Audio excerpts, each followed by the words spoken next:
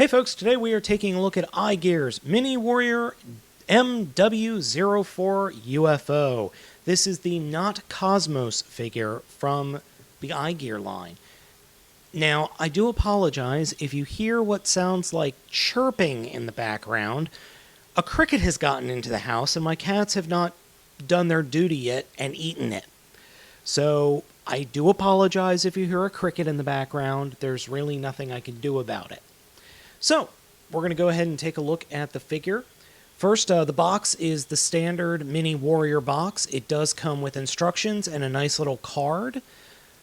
Then, everything else that's in the box is the figure itself, this clear stand, and a little zapper gun. And this gun is just absolutely crazy. I love this gun.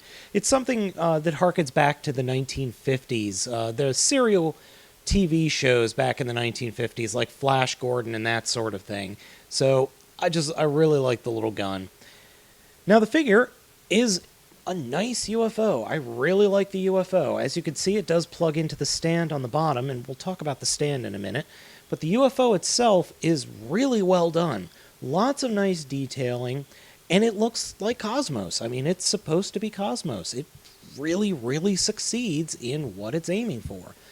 It's got thrusters in the back and just an overall really nice aesthetic to it. Underneath, you do get some kibble in the screw holes. Not a big deal. But hey, it's a very nice looking, if not plain, alt mode. The yellow, green, and red with black and red highlights just works for me. Putting the figure off to the side, we're going to talk about the stand that he comes with. First off, it does come with two parts. This stand, which appears to be able to combine with other stands of this type, and then the connector rod. Now, I have a real problem with the connector rod in the fact that, well, mine is already broken. It was broken out of the box. The clear plastic, I don't know how well that's showing up on camera, but that is cracked on this joint. The other issue I have is you have two joints that are in line, so they bend like this.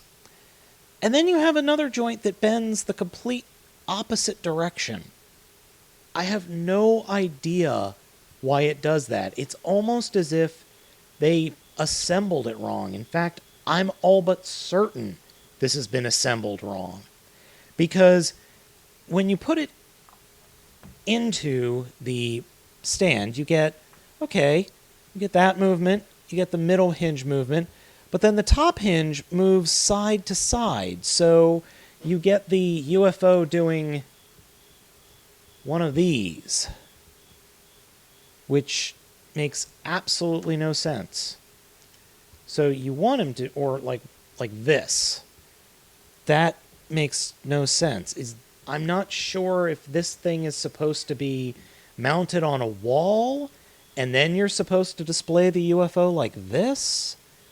I honestly don't know. I haven't been able to find any information out about this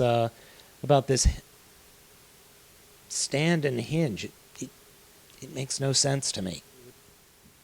Getting back to the gun, the other thing you could do with the gun is actually plug it into where the stand plugs into, and you've got this little little weaponized flying saucer, and I think that's just really nifty. I really like this. Pew, pew, pew, pew, pew. Alright, enough of that silliness. So, let's go ahead and take a look at the transformation. Transformation is very easy. Start by taking the front and just kind of unpegging the front and folding the front of the vehicle mode down and straightening them out to form the legs. Reach behind the legs and fold out the feet. And then go underneath the feet and flip out his heels. Like that. Then go to the back of the figure where the thrusters are and split the thrusters apart. And I like to fold the whole thing forward like this. And then lift up that whole unit. Just get everything out of the way. And then reach behind underneath the thrusters, fold out the fists. Just fold forward that whole section to form the arms. And then there's this little tail fin. Pull the tail fin up to expose the head. And this is actually the worst part of the transformation, is pulling this tail fin up, because it doesn't pull up smoothly. And you've really got to pull it up in order to get that head to display. Speaking of the head sculpt, it's perfect. Just perfect. I love the way it looks. It looks menacing while very accurate to the G1 figure. It just looks really, really nice. UFO does have some decent posability. All of his joints are ball joints, so ball joint in the knee, ball joint in the hip, hinge joint in the foot, ball joint in the shoulder, ball joint in the elbow, no joint for the fist, and the head does not move. The head is covered by this clear dome, so get a better look at the face here, at the head sculpt. And it just pops right off and pops right back on. Though every time I pop it off, I do have to push the head all the way down and pull it all the way back up again. Oh well. Now, he is a little bit top-heavy with the size of his arms, but not a big deal. His arms, however, do lack some posability just because of the nature of the mold. You can only get so many degrees of motion here in the shoulder and in the elbow. Thankfully, all the ball joints are very tight. Nice, tight ball joints. There is one major problem, however. The feet are assembled completely wrong. Do you see how they're pointing in on angles like that? Well, whatever company or factory assembled this thing did it completely wrong. But it is fixable. What you're going to need is a screwdriver set with torque wrenches. So we need to see if we've got the smallest torque wrench we can find. And a torque wrench is, well, here, let me get a bigger one for you.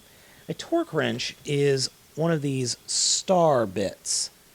So I don't know how well that's showing up on camera, but it's one of the star bits. That is a torque wrench. So we'll see if this is small enough. Actually, it's a little bit too big. So let's see if we can't get something just a little bit bigger here. Nope, too big, but I think I might have something that'll work. Okay, so even though the leg screws call for a torque bit, I've ended up using a very, very small, what do you call this? Phillips head, sorry. Couldn't remember the name. So all we're going to do is just unscrew this one screw that holds the foot in place, and I believe this also holds part of the leg together. So just unscrew this. Now when you're doing this, make sure you're doing it on a flat surface and a surface that you can make out the screws. Now, one thing you could do is take a thing of double-sided tape or a thing of single tape and make a loop and just stick the screw to the tape. You can do that. So now that we've done that, we should be able to split this apart enough. Oh, nope, unfortunately, we're going to have to take the whole leg apart. Oh well, no big. But in this case, what we're going to do is just loosen the leg enough. Screw it. Let's just take the whole thing apart. So let me go ahead and get the legs apart, and then we'll move from there. All right, so here we have the legs completely disassembled. And I kind of have to admit it.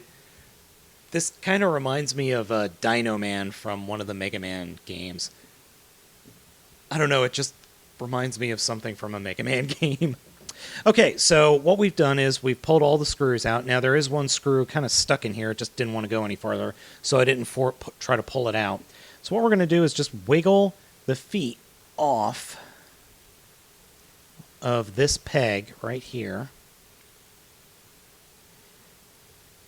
And then just flip them around. Like that. So before we actually screw everything back into place, what we're going to do is make sure that everything lines up okay. So we'll take the yellow piece and just get it so it lines up, all the screw holes line up, and we need to make sure that we put the correct leg back where it's supposed to go. So this is actually going to be... Oop. So let's see here. Yeah, that looks correct. I think we're going to be okay. So just test to make sure the transformation will work. Yep, works fine. It's going to work fine. Plenty of clearance. So we'll go ahead and screw everything back up, and we'll continue on with the rest of the review. All right, so here we have our little space cowboy all ready to go with his feet pointing in the correct angles. Much, much better. This figure can now stand, whereas before it was challenging, we will say.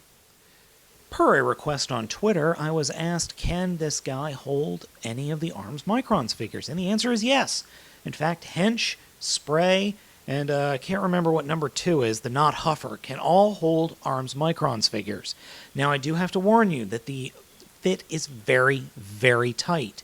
The holes for the hands are not quite big enough, maybe about a 0.5 millimeter off, but it's enough that you can push it in there. Just be wary when you've got an Arms Micron. Now, something interesting here with UFO is all of these holes on his shoulders and on his legs can hold Arms Microns. And I have a picture up on Twitter, or I did a picture on Twitter, and emphasizes that and just looks ridiculous. So here you go.